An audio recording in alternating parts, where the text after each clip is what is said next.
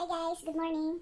So ito po, naglilinis ako kasi sobrang kalat. So ayan, day off ko ngayon and then magki-Christmas. So kailangan akong maglinis kasi mas masarap kasi pag magki-Christmas na kailangan talagang malinis.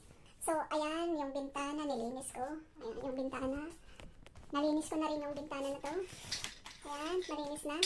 So ngayon, baba natin kasi yung sobrang init. So ayun, ito, lahat ng kalat na to. Ayan, nilagay ko lahat dito sa kama kasi sobrang makalat talaga. Sobrang wala po akong time na maglinis ng bahay dahil sobrang akong busy tao. Kaya minsan, ito ngayon na sabi ko, kailangan ko na talaga maglinis kasi magki-Christmas wala akong nagawa. So ayan, sobrang kalat. So ito, pinaglalagay ko dito.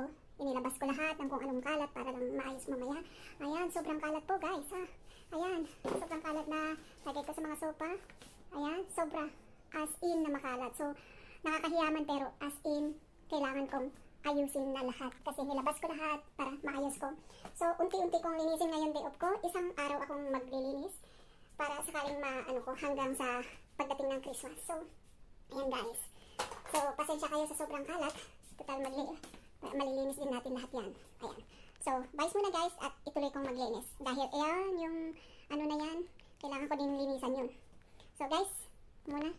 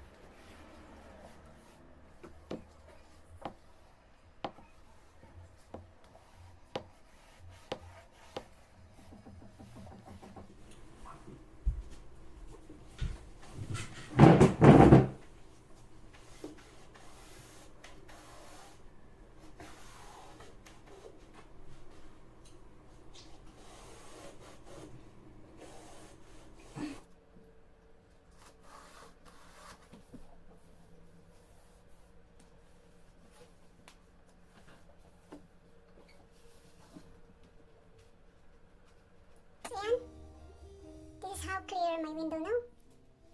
Ayan. Nalinis ko na. It's clear. So, ayan guys. So, ayan guys. Maghapon. Ito naman ang kwarto ng anak ko. Dito na naman ako maglilinis. So, ayan. Nalinis ko na yung bintana kanina. So, ayan. Itong kwarto ng anak ko. Hapon pa lang. Alas 3 pa lang. Hindi ko pa natapos. Tapos ko na sa kwarto ko. Ito kwarto namin. Dito na ako sa kwarto ng anak ko. So, ayan. Ganyan kagulo. Inano ko lahat para linisan ko, para may space sa paglilinisan ko. And then, ito. Para malapit naman na. So, ayan.